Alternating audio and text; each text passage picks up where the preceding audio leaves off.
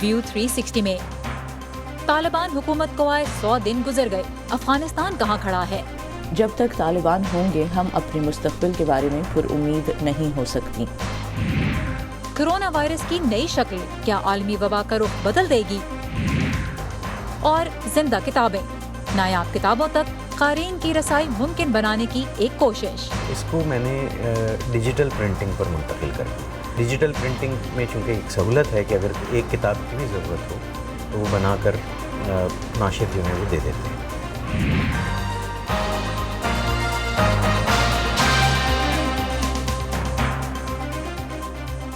अफगानिस्तान में तालिबान हुकूमत के वज़ीर आज़म का कौम से खिताब, अवाम को सब्र की तलकीन। लेकिन मायूस कुन हालात में घिरे अफगान अवाम बेहतरी के लिए किसकी तरफ देखें? वॉइस ऑफ अमेरिका के वाशिंगटन स्टूडियो में आप सबको खुशामदीद। व्यू 360 के साथ मैं हूँ सारा जमान। अफगानिस्तान में तालिबान को इक़्तिदार हासिल किए 100 दिन पूरे हो चुके हैं। हफ्ते के रोज़ तालिबान हुकूमत के अबूरी वज़ीर आज़म मुल्ला हसन अखुन ने कौम से पहली बार खिताब किया, मगर सिर्फ ऑडियो खिताब, और पैगाम यह दिया कि कौम सब्र से काम ले, मुश्किलात के लिए तालिबान को जिम्मेदार ना ठहराया जाए, और ये वाज़ेह किया कि तालिबान ने माश की बेहतरी के वादे किए ही नहीं थे। तालिबान के इक़्तिदार हासिल करने के 3 माह बाद अगर सूरत हाल देखें हम तो आज काबुल में वो अफरा तफरी तो नहीं जो अमरीकी इनखला और तालिबान की आमद के वक्त देखी गई थी, लेकिन हालात पुरसुकून या इत्मीनान बख्श भी किसी सूरत नहीं। मुल्क शदीद मौशी बहरान की लपेट में है। वर्ल्ड फूड प्रोग्राम के मुताबिक आबादी का निस्फ से ज़्यादा हिस्सा भूख का शिकार है। लोग एक वक्त की रोटी के लिए घरों का सामान बेच रहे हैं, और कम उम्र बच्चियों की शादी कर देने का रुझान बढ़ने की तलात है। बैंकों में पैसे की सख्त कमी है। डॉलर के मुकाबले में अफगानी की कदर कम तरीन सतह पर खड़ी है, और अक़वाम मुत्तहिदा के तरक्याती फ़ंड ने खबरदार किया है कि करेंसी का एक बड़ा बहरान पैदा हो सकता है। अमरीकी हुकाम के मुताबिक वाशिंगटन ने इस साल 40 करोड़ 74 लाख डॉलर की इमदाद दी है अफगानिस्तान को, लेकिन तालिबान हुकूमत को नहीं, इमदादी तंजीमों को। तालिबान क़यादत से लेकर आम अफ़गान शहरी तक अमेरिका से अपील कर रहे हैं कि वो अफ़गानिस्तान के मुंजमद असासे जारी करे। जबकि वॉइस ऑफ अमेरिका से बात करते हुए अफ़गानिस्तान के लिए अमेरिका के नुमाइंदा ख़ुसूसी थॉमस वेस्ट ने हाल ही में कहा कि अफ़गानिस्तान के मसाइल नए नहीं और ये रकम जारी करना आसान नहीं। गुर्बत बुलंद तरीन सतह पर है, लोग मर जाएंगे। हम अमेरिका से इल्तजा करते हैं कि वो अफ़गानिस्तान की रकम जारी करे। ऐसा ना हुआ तो यकीनन लोग मर जाएंगे। माजी में हमने और हमारे पार्टनर्स ने तालिबान से राब्तों में ये वाज़ेह किया था कि अगर उन्होंने इक़्तिदार के लिए अस्करी रास्ता मुंतखब किया तो ये इमदाद और आनत ख़त्म हो जाएगी, और यही हुआ। ये रकम मखसूस बैंकों से दूसरी जगहों पर क्यों मुंतकिल नहीं हो रही? इसके पीछे बहुत सी कानूनी पेचीदगियाँ और अदालती वजूहात हैं। इन 100 दिनों में अफ़गान माशरा भी बदल गया है। यूनिवर्सिटियों में मर्द और ख़वातीन तालिब इल्मों के दरमियान क्लासरूम में पर्दे लगा दिए गए, बुर्क़ों की फ़रोख्त बढ़ गई और शोख कपड़ों की मांग कम हो गई। लड़कियों की फ़ुटबॉल टीमों ने मुल्क छोड़ दिया, पोस्टर से ख़वातीन की तस्वीर भी मिटा दी गई। फ़िल्मों और ड्रामों में ख़वातीन अदाकारों पर भी पाबंदी लग गई, और ख़वातीन के उमूर की वजारत भी बंद कर दी गई। साथ ही मुख्तलिफ शोबों में बहुत सी ख़वातीन को मुलाजमत पे जाने से रोक दिया गया। मुझे अपने काम से बहुत मोहब्बत थी, अगरचे मेरा ख़ानदान इसके ख़िलाफ़ था और मुझे सहाफ़त की तालीम हासिल करने से रोकता था। अब्बू कहते थे कि एक दिन तालिबान आएंगे और तुम्हें काम करने से रोक देंगे, तो काम छोड़ दो, तुम हमारी जान खतरे में डाल रही हो। जब तक तालिबान होंगे हम अपने मुस्तकबिल के बारे में पुरुम्मीद नहीं हो सकती। जब ख़वातीन की वजारत बंद हुई और हमने एहतजाज किया तो उन्होंने कहा कि आप कौन हैं? आपका काम खाना पकाना, शादी करना और घर पर रहना है। आपको काम करने की कोई ज़रूरत नहीं है। मगर इस मरतबा तालिबान माजी के मुकाबले में ज़्यादा लचक दिखाने की कोशिश भी करते दिखाई दे रहे हैं। बाज़ सूबों में अब लड़कियों के स्कूल खोल दिए गए हैं। तालिबान ने कहा है कि उन्हें क्रिकेट खेलने की इजाज़त भी होगी। आलमी बरादरी से राब्तों में भी वो ज़्यादा मुतहरिक नज़र आ रहे हैं। तालिबान ने पाकिस्तान का सरकारी दौरा किया, यूरोपीय सफारतकारों से भी मुलाकातें हुई, और अमरीकी हुकाम से मुलाकातों का एक नया दौर इस हफ्ते दोहा में शुरू हो रहा है। मेरे आज के मेहमान हैं अफ़गान तज्ज़ियाकार फ़हीम सादात, जिनसे हम ये जानने की कोशिश करेंगे कि तालिबान किस हद तक एक जंगजू ताकत से एक मुल्क चलाने वाली क़ुव्वत में ख़ुद को बदल पाए हैं, और आलमी बरादरी को क्या उन्हें कोई रियायतें देनी चाहिए। Faheem, welcome to view 360। Taliban का दावा है कि उन्होंने मुल्क में सिक्योरिटी की सूरत हाल बेहतर की है, लेकिन साथ में वो ये भी कह रहे हैं कि जो इकोनॉमिक मसाइल हैं हम उसके लिए ज़िम्मेदार नहीं हैं। और अभी तक हम देख रहे हैं कि अबूरी इंटरिम हुकूमत चल रही है और लीडर्स टीवी पर नज़र नहीं आ रहे। तो क्या तालिबान इन 3 महीनों में एक गवर्निंग फोर्स बन पाए हैं आपकी नज़र में? پہلی بات تو یہ ہے کہ جب طالبان کی حکومت آ گئی کابل اور جب ان کی قبضہ آ گیا کابل پہ، تو وہ خود ایک حکومت گورننگ باڈی جیسے پریپیئر نہیں تھے. ان کے لیے یہ سب کچھ ایسی صورتحال میں ہوا کہ وہ پریپیئر نہیں تھے. تو ظاہر سی بات ہے کہ ان سے زیادہ کچھ ایکسپیکٹ نہیں ہو سکتا. جیسے ان کا قبضہ ہو گیا کابل پہ تو انہوں نے 3 چیزوں کا پرومس کیا: پیس، آرڈر اینڈ ایمنسٹی. ہم نے دیکھا کہ پیس کو ابھی the rise of داعش جو ہے اس کو تھریٹن کر رہی ہے، بہت سارے دھماکے ہو رہے ہیں اور لوگ ابھی بھی مر رہے ہیں. اور امنسٹی میں بھی بہت ساری ایریگولیرٹیز ہو رہی ہے. ابھی بھی افغانستان میں کہیں کہیں پہ لوگ بے گھر ہو رہے ہیں، کسی کو مار دیتے ہیں، کسی کو پروسیکیوٹ کرتے ہیں اور اس کی ویڈیوز نکلتے ہیں. پھر طالبان کا کلیم یہ ہے کہ یہ لوگ ہمارے صفوں میں آ گئے ہیں اور یہ جو اوریجنل طالبان ہے وہ نہیں ہے. تو اگر دیکھا جائے ان 100 days میں طالبان نے اپنی آپسی کا جو یونٹی ہے اور کوہیسیونیس ہے وہ رکھا ہے ایز اے گروپ. اوکے، سو آپس میں یونٹی، آپس میں اتحاد رکھ پائیں، لیکن جو بڑے پرومسز تھے وہ ابھی وہ پورے نہیں کر پائے. اچھا، تھوڑی سی جو بگ پکچر ہے اس کی بات کرتے ہیں. پنشیر میں ہم نے دیکھا تھا شروع میں بہت ریزسٹنس ہوئی تھی، لیکن پھر اس کا کوئی نتیجہ نہیں نکلا، اور بہت حال ہی میں ہزارہ لیڈرز نے طالبان کی حمایت کا اعلان کیا. کافی بڑی تعداد میں وہ جمع ہوئے پچھلے ہفتے اور انہوں نے طالبان کے لیے حمایت کا اظہار کیا. یہ آپ کے خیال میں طالبان کے لیے کتنی بڑی کامیابی ہے؟ میرے خیال میں جو پنشیر کا ریزسٹنس تھا اس میں طالبان نے بہت کامیابی سے عمل کیا اور اس کو آلموسٹ ختم کیا. اور اس کے بعد اب انٹرنیشنل کمیونٹی کو بھی یہ لگ رہا ہے کہ طالبان کی بھی کوئی وائبل الٹرنیٹیو نہیں ہے. اور جہاں تک افغانستان کے ہزارہ اور شیعہ کمیونٹی کی بات ہے، میرے خیال میں جو داعش کا فینومینن ہے وہ طالبان اور ہزارہ کمیونٹی دونوں کو تھریٹن کر رہی ہے.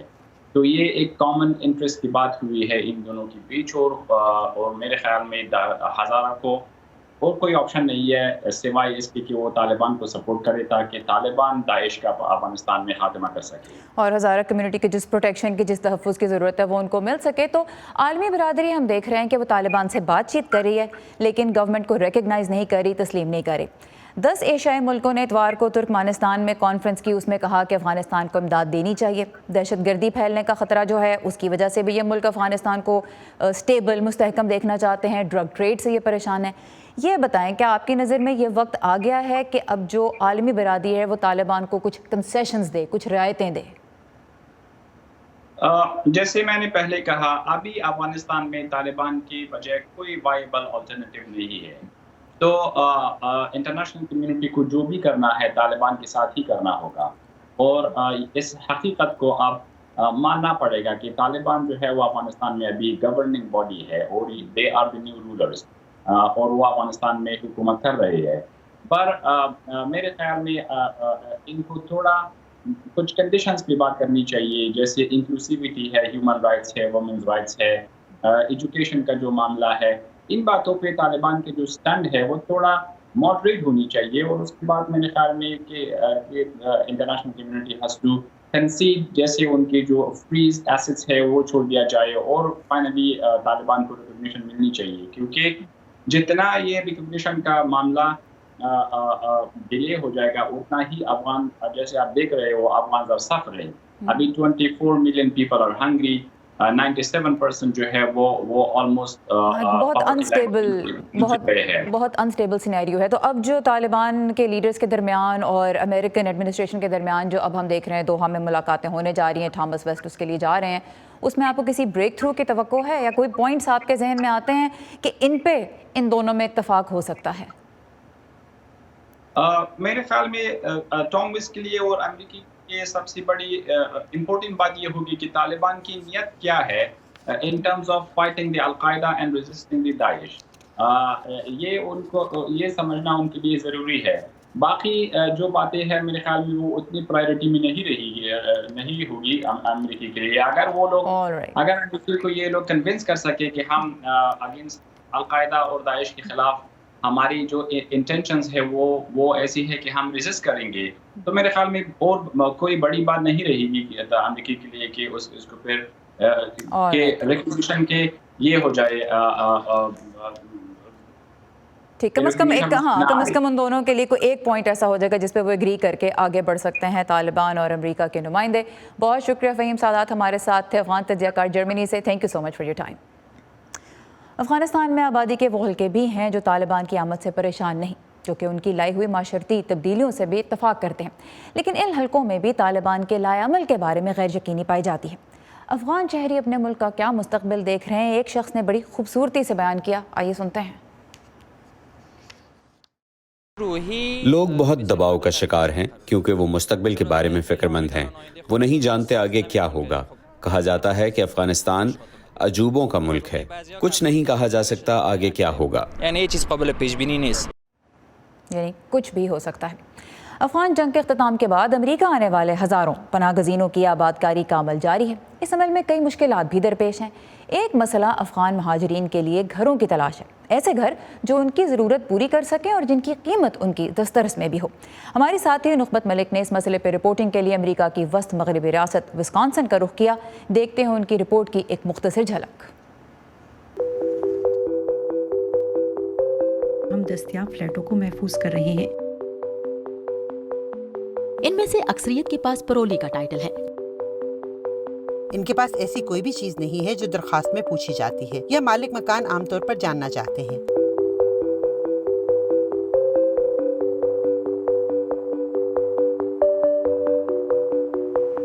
مکمل رپورٹ آپ جلد دیکھ سکیں گے ویو 360 میں.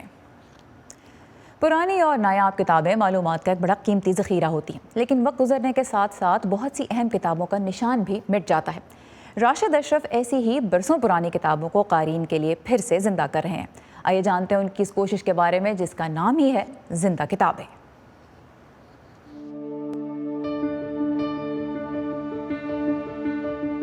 زندہ کتابیں کا سلسلہ 2016 میں نے شروع کیا تھا. اس کا جو مقصد ہے وہ بنیادی مقصد پرانی کتابوں کا ریوائول یا احیاء تھا جو یکسر ناپید ہو چکی ہیں اور وقت کی گرد میں کہیں کھو کر رہ گئی ہیں.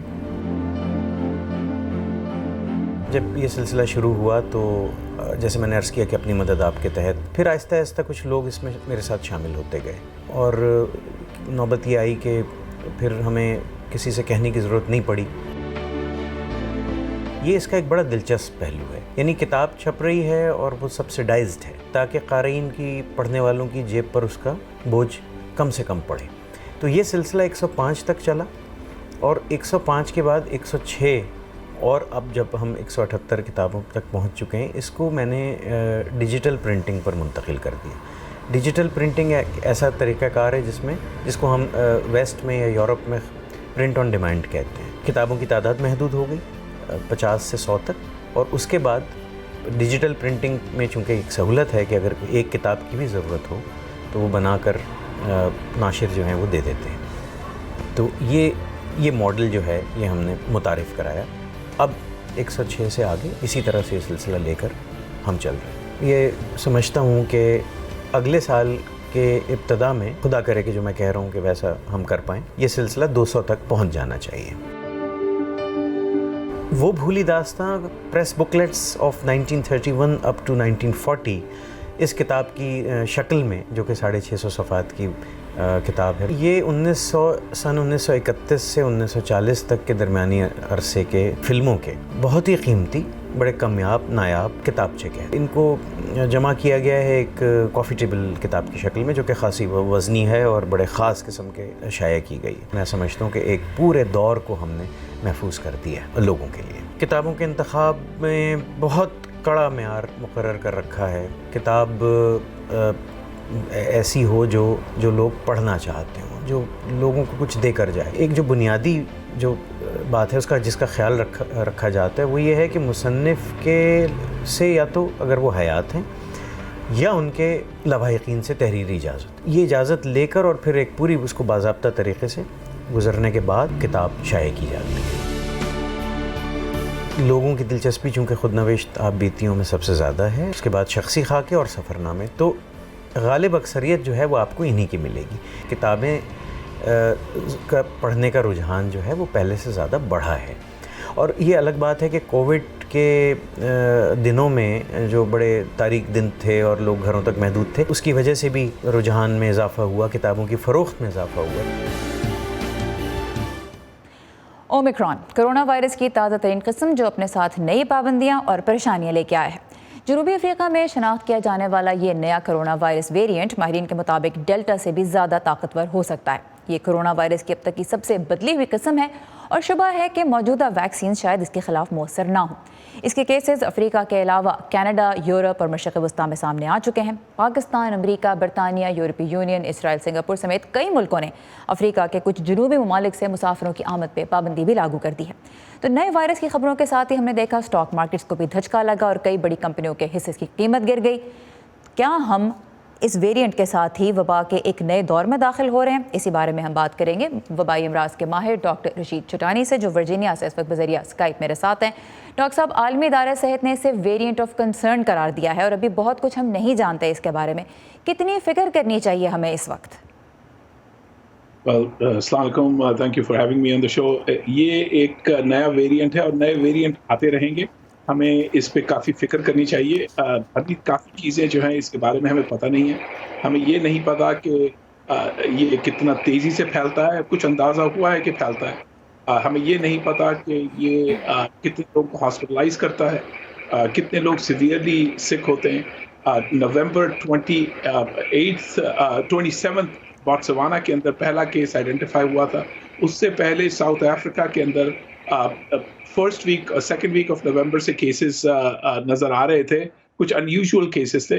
انیوژول کیسز اس طرح تھے کہ ایک فیملی پریکٹیشنر کے پاس بہت سارے پیشنٹ جا رہے تھے جو کہ ینگ پیشنٹ تھے اور وہ بہت زیادہ ایگزاسٹڈ تھے. نہ انہیں لاس آف ٹیسٹ تھا، نہ انہیں لاس آف اسمیل تھی، لیکن کچھ کو فیور تھا اور کچھ بہت زیادہ ایگزاسٹڈ تھے. تو 2 ہفتے جب 16 تاریخ کو 4 فیملیاں وہاں پہ گئیں، پوری تمام 4 فیملیاں ایگزاشن کی شکایت کر رہی تھیں. ان میں سے کچھ کافی لوگ جو ہیں 50% ویکسینیٹڈ تھے. تو ہیلتھ اتھارٹیز کو انفارم کیا گیا اور ان کی جینیٹک سیکوینسنگ کی گئی وائرس کی. اس سے پتہ چلا کہ ایک نیا اسٹرین ایمرج کر گیا ہے. اور جو عام طور پہ ہم سمٹم سمجھتے ہیں ان فیملیز میں، اس سے تھوڑے سے مختلف سمٹمز نظر آ رہے تھے. تو اب تک جو معلومات سامنے آئی ہیں اس سے اگر آپ ان کو دیکھتے ہیں تو کیسے یہ والا ویریئنٹ ان سے زیادہ خطرناک لگتا ہے؟ کیا ایسے چینجز ہیں اس وائرس کے ویریئنٹ میں؟ اس وائرس کے اندر 32 میوٹیشنز ہیں. تو 32 جو میوٹیشنز ہیں وہ اس چیز کو ظاہر کرتی ہیں کہ یہ وائرس جب انسان کی باڈی کے اندر داخل ہوتا ہے تو اینٹی باڈی شاید اسے ٹیکل نہ کر سکے، جس طرح ہم ویکسین کے تھرو کروا رہے ہیں، نیچرل امیونٹی کے تھرو ہو رہا ہے، یا پھر ہم انہیں ٹریٹ کر رہے ہیں مونوکلونل اینٹی باڈی سے. سو ابھی کافی چیزیں باقی ہیں. ابھی ہمیں یہ بھی نہیں پتا کہ یہ وائرس اگر کسی ملک میں آتا ہے تو وہ کتنا تیزی سے پھیلتا ہے. ابھی ہمیں ان لوگوں کا پتہ ہے جو ساؤتھ افریقہ سے ہیں جن کو یہ وائرس لگا ہے. تو سیکنڈری کیسز کے بارے میں ابھی ہمیں کچھ زیادہ پتہ نہیں ہے. لیکن یہ بہت بڑی کنسرن ہے اس وقت، کیونکہ اگر یہ وائرس جس طرح بتایا جا رہا ہے اس وقت 32 ویریئنٹس ہیں اس کے اندر اور یہ تیزی سے پھیل رہا ہے، اور اس وقت پہلا جو گروپ جس کو اس نے انفیکٹ کیا وہ بچے اور ہیلتھی ایڈلٹس تھے. اب یہ دیکھنے کی ضرورت ہے کہ جب یہ وائرس افیکٹ کرتا ہے ان لوگوں کو کہ جن کی کو موبلٹیز ہیں، یعنی ڈائبٹیز ہے، ہائپر ٹینشن ہے، ہارٹ ڈیزیز ہے، تو ان کے اندر کیا اثرات ہوتے ہیں. تو ابھی ہمیں بہت کچھ معلوم کرنا ہے اس وائرس کے بارے میں، لیکن ابھی بہت ساری چیزیں ہمیں پتہ نہیں، بہت کچھ ابھی پتہ نہیں. آخر میں آپ سے یہ جاننا چاہوں گی، ہم دیکھ رہے ہیں گلوبلی کووڈ کے کیسز بڑھ رہے ہیں. اکتوبر میں جو یومیہ کیسز کی شرح تھی وہ کم ہو کے 4 لاکھ تک آ گئی تھی، اب 5.5 لاکھ سے بھی بڑھ چکی ہے. بہت سے لوگ تھک چکے ہیں، تنگ آ چکے ہیں. ویکسین اور ماسک کی بھی بہت مخالفت خاص طور پہ ہم نے یورپ میں دیکھا ہو رہی ہے. اب یہ جو نیا ویریئنٹ سامنے آ گیا ہے، کیا اس کی وجہ سے آپ کو لگتا ہے کہ لوگوں کو اب تیار ہو جانا چاہیے کہ ایک اور دور شروع ہو رہا ہے، یا چونکہ ابھی بہت کچھ نہیں پتا لہٰذا ابھی بہت زیادہ پریشان ہونے کی ضرورت نہیں ہے؟ کیا کہیں گے آپ؟ And I want to add this one more point to it. Vaccination کی کوششیں جو پہلے ہی مشکلات کی شکار ہیں، کیا اب مزید مشکل ہو جائے گا ہیلتھ سیکٹر کے لیے اس کو انکریج کرنا؟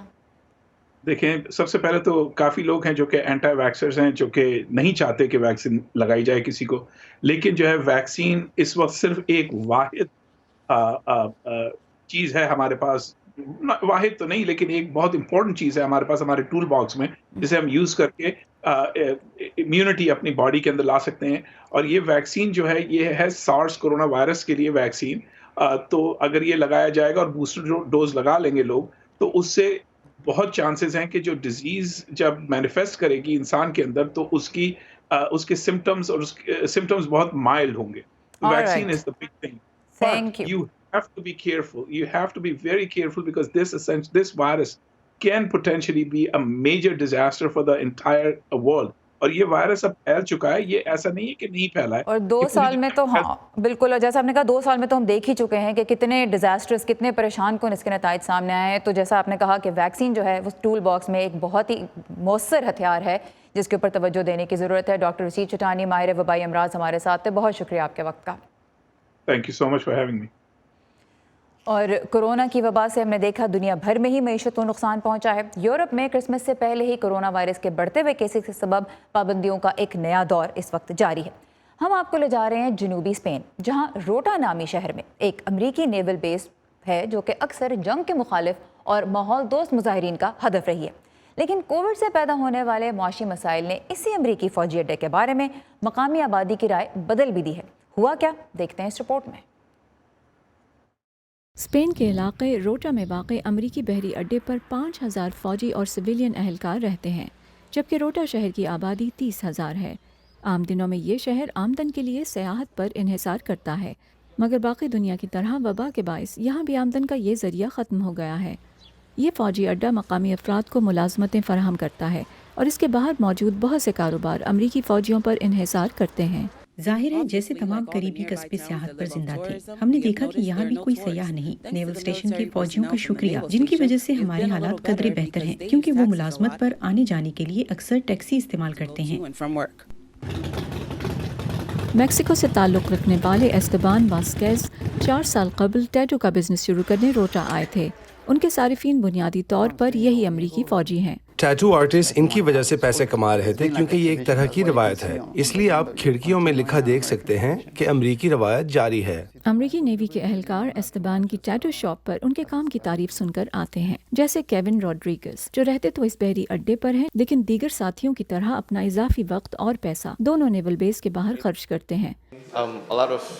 بہت سے فوجی اکثر کھانے پینے کے لیے باہر جاتے ہیں. مجھے مقامی کاروبار پسند ہیں کیونکہ ان کے پھل اور سبزیاں بہت تازہ ہیں. اس علاقے نے پہلے بھی معاشی مشکلات کا سامنا کیا ہے. یہاں کے مچھیروں کو وہ وقت یاد ہے جب کرنسی کی بہتر قیمت کی وجہ سے اچھا منافع ملتا تھا. امریکی بحری اسٹیشن نے ایک طرح سے معاشی تحفظ فراہم کیا ہے, جسے بائیں بازو کے خیالات رکھنے والے سیاستدان بھی مانتے ہیں.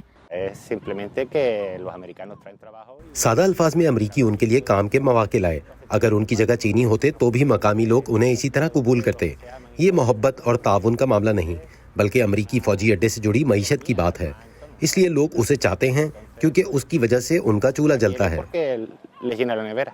گزشتہ سال افواہ پھیلی تھی کہ امریکی بحریہ یہاں سے اپنا آپریشن ختم کر کے مراکش منتقل ہو رہی ہے. جب امریکی حکام نے اس افواہ کی تردید کی تو لوگوں نے سکھ کا سانس لیا. امریکی بحریہ کئی دہائیوں سے یہاں موجود ہے اور مقامی آبادی پر امید ہے کہ آنے والے کئی سال تک بھی وہ یہیں رہے گی. الفونسو بیٹو کے ساتھ فائزہ بخاری, وائس آف امریکہ.